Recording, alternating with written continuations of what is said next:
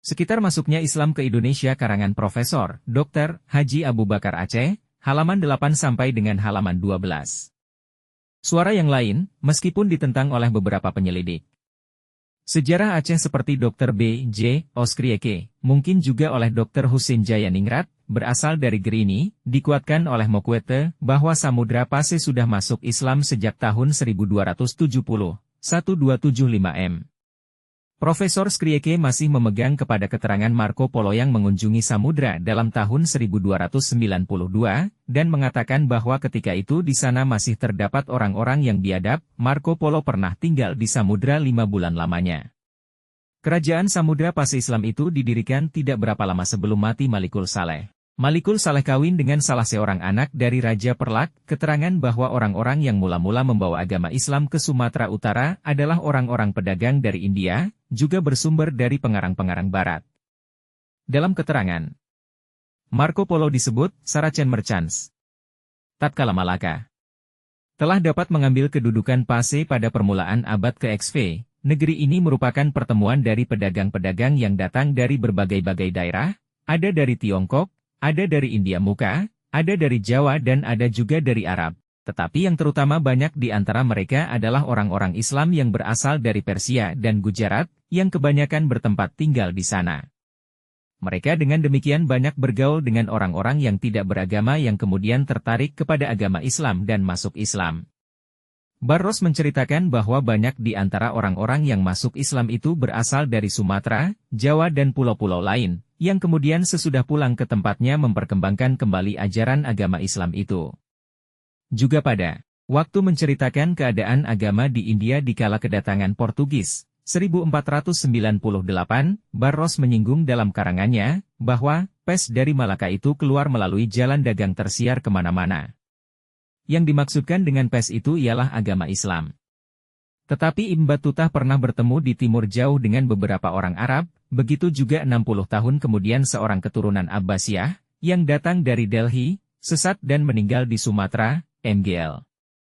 1407. Meskipun demikian banyak ahli ketimuran Belanda menyangkal, bahwa orang Arab termasuk orang-orang yang menyiarkan Islam pada hari-hari pertama baik di Sumatera maupun di Jawa, tetapi menurut mereka adalah pedagang-pedagang dari India semata-mata. 3. Sumber Timur. Memang berlainan pendapat pengarang-pengarang Barat dengan pengarang-pengarang Timur, terutama Arab yang dalam penyusunan sejarah terkenal jujur. Banyak pengarang-pengarang Arab itu telah mengembara ke Timur Jauh untuk menyelidiki keadaan suasana dan penduduknya.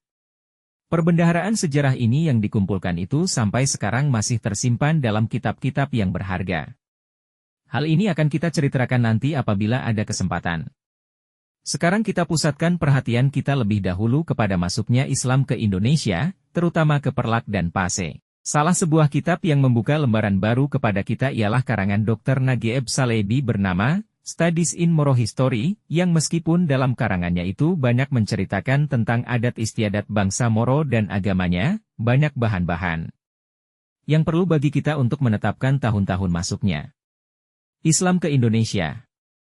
Isi karangan ini banyak dibicarakan oleh seorang alim Said Alwi D. Tahir Al-Haddad Mufti Kerajaan Johor Malaya almarhum, dalam sebuah brosur yang diberi bernama Sejarah Perkembangan Islam di Timur Jauh, terjemahan dari bahasa Arab oleh Dia Shahab, Jakarta, 1957. Dalam ia menceritakan perkembangan Islam di Timur Jauh ia menyebut beberapa orang dan beberapa tempat-tempat penting di mana Islam mulai berkembang. Ia menyebut nama Syarif Muhammad bin Ali Zainul Abidin, yang mula-mula mengembangkan Islam di Mindanao Utara pada suatu tempat yang terkenal dengan nama Pulangi, pada masa sebelum Leguspi mengenal Sibu. Kemudian ia menjadi wali di Mindanao. Ceritanya yang panjang ditulis dalam kitabnya, bernama Sejarah Mangindanao. Al-Haddad menerangkan bahwa pembawa Islam itu ada hubungan keturunan dengan Ali Zainal Abidin, cucu Nabi Muhammad yang berangkat dari Hadramaut, Arab Selatan, ke Johor di Semenanjung Melayu. Juga Syarif Abu Bakar, 1450-1480, yang turut menyiarkan agama ke Sulu konon berasal dari anak cucu Zainal Abidin juga. Penyiar Islam pertama di Mangindanao mungkin Ibrahim Zainuddin Al-Akbar, sedang Syarif Makdum atau Makdum Ishak dianggap termasuk orang yang pertama membawa agama Islam ke pulau-pulau sebelah timur.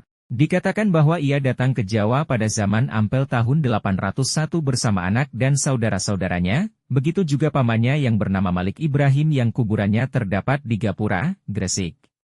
Maulana Malik Ibrahim tinggal di Jawa 20 tahun lamanya, meninggal pada 12 Rabiul Awal tahun 822, 1419 M. Dengan demikian dapat dipastikan bahwa Islam masuk ke Jawa sebelum tahun 648 Haji meskipun yang sudah dapat dibuktikan adalah tahun 678 Haji Islam masuk ke Jawa Timur, dari suatu dokumen Jawa berisi perjanjian antara kerajaan Islam dengan seorang perempuan dari Sunda. Teranglah bagi kita, bahwa agama Islam masuk ke Aceh jauh lebih dahulu daripada itu. Kuburan-kuburan di Perlak dan di Pase diperiksa, dan hasilnya disiarkan pada 8 Oktober 1933 sebagai berikut. Banyak orang mengatakan bahwa Islam datang ke Sumatera di sekitar tahun 1270, 1275, 670, 674 Haji, padahal Islam tersiar di sana pada tahun 1200, 597 Haji, menurut tulisan-tulisan yang terdapat pada nisan-nisan di kuburan-kuburan. Pada kuburan-kuburan raja-raja Islam di Aceh terdapat makam Al-Malik Al-Kamil sebelum Al-Malik As-Saleh di desa Biangmei, bersama-sama ratusan kuburan lainnya, sebahagian besar terukir di batu marmar atas batu keras granit D11. Tertulis pada kuburan Al-Malik Al-Kamil, bahwa ia meninggalkan dunia pada hari Ahad tanggal 7 Jumadil Awal 607 Haji, 1210 M. Di samping itu terdapat kuburan Yakub, saudara misalnya, yaitu seorang panglima yang mengislamkan orang-orang Gayo dan lain-lainnya di Sumatera Barat. Tertulis di sini, bahwa ia meninggal pada hari Jumat 15 Muharram 630 Haji, 1232 M. Kami tidak pernah membaca ahli sejarah Barat menyebutkan tentang dua kuburan orang ini. Di sana juga masih banyak kuburan-kuburan yang tidak terbaca dan kami mengetahuinya. Kami tidak mengetahui nama-nama keluarga yang menjadi raja-raja itu, keluarga ini diikuti pula oleh keluarga yang lain. Yang dimulai oleh Al-Malik As-Saleh, wafat pada 8 Ramadan 616 Haji, 1296 M. Tertulis pada kuburannya kata-kata yang terjemahannya adalah kira-kira sebagai berikut, inilah kuburan almarhum Al-Maghfur, orang yang bertakwa, penasehat, yang mempunyai keturunan dan kebesaran nenek moyang yang berasal baik atau murah hati, ahli ibadat, perintis, sultan yang bergelar Al-Malik As-Saleh. Sesudah sultan ini, maka memerintah pula anaknya Sultan Muhammad Al-Zahir. Tertulis di kuburnya, inilah kuburan yang berbahagia syahid almarhum Sultan Al-Malik Al-Zahir, surya agama dan dunia, Muhammad bin Malik As-Saleh, wafat pada hari Ahad 12 Zulhijjah 726 Haji, 1325 M. Setelahnya memerintah pula anaknya Sultan Ahmad bin Muhammad Al-Zahir. Kuburannya terdapat di Meunasah Maucet, di desa Biangmei.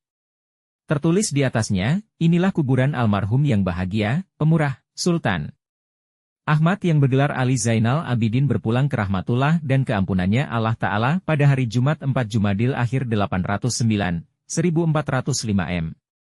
Sesudahnya diganti oleh Ali Zainal Abidin, selanjutnya oleh Abdullah Salahuddin dan istrinya Buhaya binti Zainal Abidin, wafatnya pada tahun 811 Haji, 1408 M.